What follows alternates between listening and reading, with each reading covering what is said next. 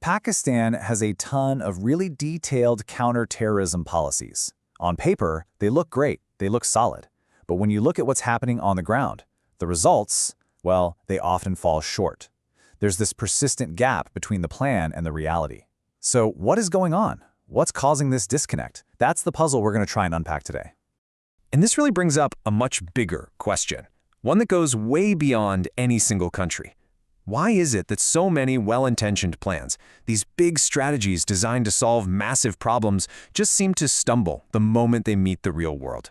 We're going to use Pakistan's security strategy as a fascinating and really critical case study to try and figure that out. So, to get to the bottom of this, we've got a roadmap. First, we'll break down that core disconnect, these two competing strategies that are at play. Then, we're going to look at why the bridge between the policy on paper and the practice on the ground seems to be so shaky. After that, we'll navigate the kind of confusing bureaucratic maze that can stall progress.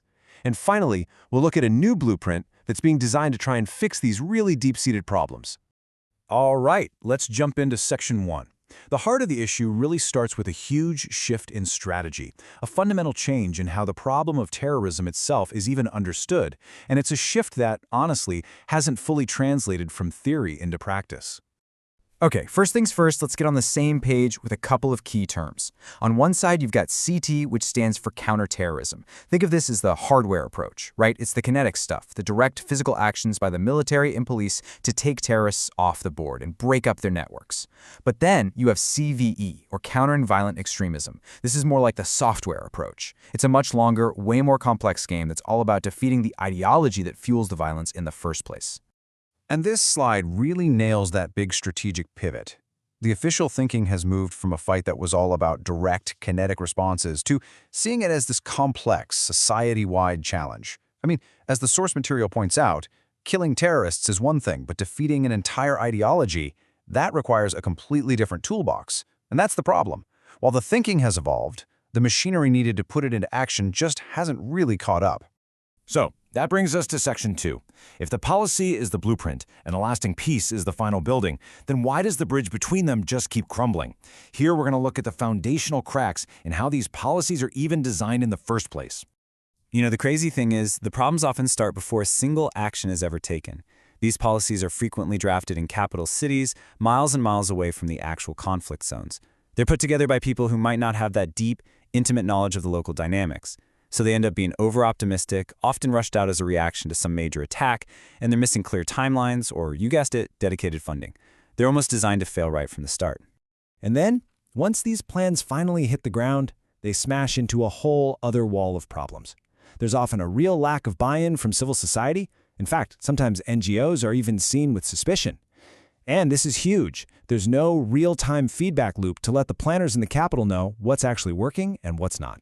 This gets even worse because there's not a lot of reliable data, there's poor coordination between the folks who wrote the plan and the people who have to execute it, and just weak communication between different government agencies. It's a perfect recipe for a policy to just become a piece of paper sitting in a file cabinet. This simple sentence right from the source material, it just gets to the very heart of the entire issue. It seems so obvious, doesn't it? But this one thing, this act of conversion, the process of turning a written document into real effective action in the world, that is the exact point where the system breaks down again and again. And that's the perfect lead-in to Section 3. So why is that conversion from paper to practice so incredibly difficult? Well, a huge piece of the answer lies in the structure of the system itself, this kind of jurisdictional maze where it's not always clear who is supposed to be doing what. So here's the crucial division of labor. At the top, the federal government is in charge of setting the big national security policies. But the actual work on the ground, the implementation, that's a provincial responsibility. You can probably already see the potential for problems here. The people making the plan aren't the same people responsible for carrying it out. And this just highlights the fundamental absurdity of that setup. A terrorist network doesn't stop and check a map when it crosses from one province to another. They operate fluidly right across the country. But the law enforcement and the civil agencies that are supposed to stop them are stuck within those very same provincial lines. It creates this inherent, built-in disadvantage. And if that wasn't enough, there's another massive structural gap. The level of government that's closest to the communities, to the people themselves, local government, is almost completely left out of the loop.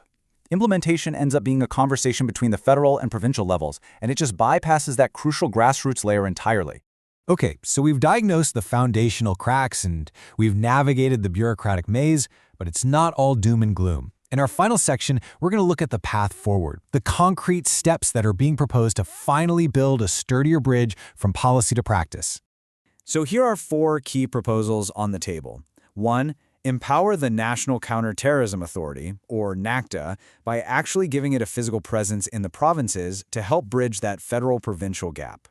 2. Create district peace committees to finally bring in that local grassroots involvement we were talking about. 3. A long-term strategy focusing on peace education in schools. And 4. The newest and maybe most interesting initiative, launching a dedicated peace and development unit.